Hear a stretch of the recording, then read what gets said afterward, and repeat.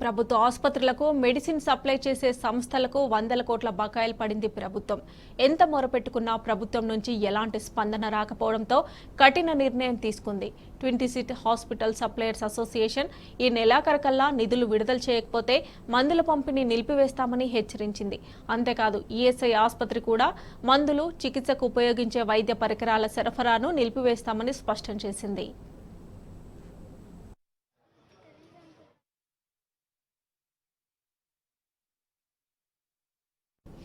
రోగులకు ఇబ్బందులు కలిగించే ఉద్దేశం తమకు లేకపోయినప్పటికీ ఆర్థిక వనరుల లేమితో మందులు సరఫరా చేయలేని దుస్థితి నెలకొందంటున్నారు అసోసియేషన్ సభ్యులు.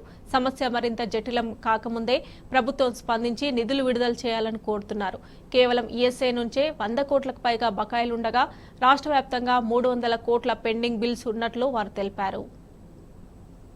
చేస్తూ వచ్చాం. ఎసెన్షియల్ డ్రగ్స్ కానీ, సర్జికల్ డిస్పోజబుల్స్ కానీ, ప్లస్ అదర్ ఐటమ్స్ కానీ మేము సప్లై చేస్తూ వచ్చాం. కానీ ఇప్పుడున్న ప్రజెంట్ సిచ్యువేషన్లో ఏంటంటే ఇంకా వీళ్ళు కానీ గవర్నమెంట్ కానీ మా పేమెంట్ చేయకపోతే నెక్స్ట్ మంత్ నుంచి మేము సప్లై చేయలేని పొజిషన్లో ఉన్నాం. మేము చేతులు ఎత్తేయాల్సిన పరిస్థితి వచ్చింది. సో దానికి మమ్మల్ని బాధ్యులు చేయొద్దని చెప్పేసి మేము గవర్నమెంట్ని కూడా కోరుకుంటున్నాము. ఎందుకంటే టీఎస్ఎంఐడిసిలో దగ్గర 300 కోట్లు ఉంది.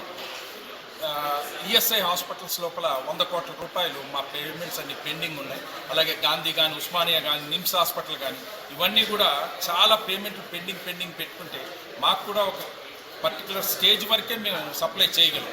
దాని తర్వాత మేము చేయలేం. కాబట్టి మేము గవర్నమెంట్కి విన్నవించుకునేది ఏంటంటే ఈ మార్చి లోపల మా పేమెంట్లన్నీ రిలీజ్ చేస్తే నెక్స్ట్ ఫర్దర్ సప్లైస్ మేము చేయగలుగుతాము. లేదు అంటే మేము చేతులు ఎత్తేసే పరిస్థితి. సో ఇప్పటి వరకు మేము సప్లైస్ చేస్తూ వచ్చాం. ఎసెన్షియల్ డ్రగ్స్ కానీ, సర్జికల్